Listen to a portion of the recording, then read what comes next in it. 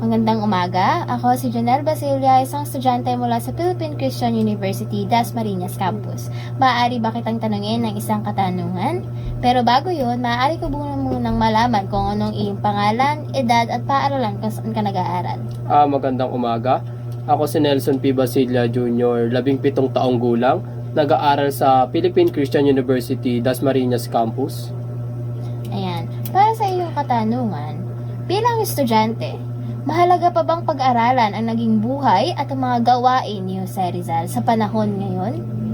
Sa tingin ko, mahalaga pa rin. Oo, mahalaga pa rin ang pag-aaral sa mga nagawa ni Jose Rizal sa panahon natin ngayon.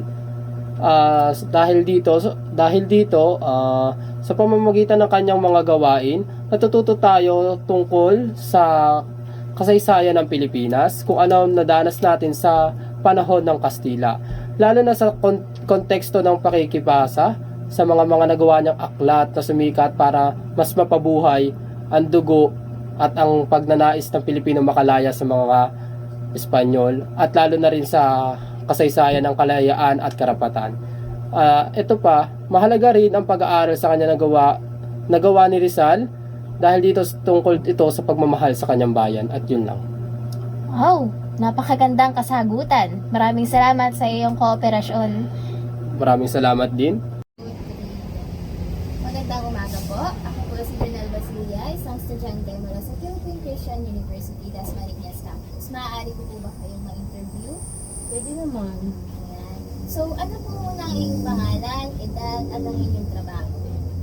Mga pala si Joy Perez, 45 years old, katrabaho bilang sari-sari store canteen. Ayan. So, may isa lang po akong katanungan para sa iyo. Sa tingin niyo po ba, sa panahon ngayon, mahalaga pa rin po bang pag-aralan ang inyong buhay at mga gawain ni Jose Rizal? Sa tingin ko, depende ngayon sa mga kabataan. Kasi sa panahon ngayon is modernization na. Bibihira sa mga kabataan ang gawin at kumbaga alalahanin yung mga dating gawain ni Jose Rizal. Sa ngayon talaga, kakaiba ang mga ikinikilo sa mga kabataan. Hindi lahat ng masasabi ay makakaya nilang gawin o magagampan nila yung mga nakaraan sa Rizal. Yan, napakagandang kasagutan. Maraming salamat po sa inyong kooperasyon. At maraming salamat sa mga katanungan. So, good day. It's me again, Janelle P. Basilia from the Bachelor of Early Childhood Education. So, after talking with the student and the sari-sari store owner about the importance of studying Jose Rizal lives and works, I found the differing opinions that highlight how people connect with historical figures today. The student sees Rizal as a vital national hero for understanding the Filipino identity. He believes that reading Rizal's literature creates a strong link to past the shapes and modern national awareness. For him, Rizal is a source of inspiration, encouraging youth people to value their heritage and take on the civic duties. On the other hand, the sari-sari store owner offered a more practical view, saying that Rizal's teaching are relevant only if today's youth find them interesting. She pointed out the gap between the generations, noting that not all young people feel connected to Rizal's legacy due to the many distractions in their lives. This view highlights the need to make history engaging and relevant for younger audiences, a point both individuals discuss. Their conversations emphasizes the importance of connecting the past with the present, ensuring that the historical lessons enhance our understanding of Filipino identity today. Thinking about the discussion between the student and the sari-sari store owner, I see how complicated our view of history can be now.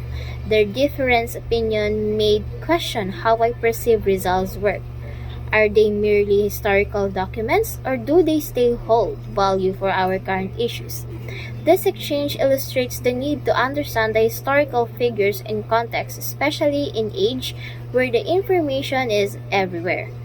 To make history meaningful for today's youth, it must relate to the lives and aspirations.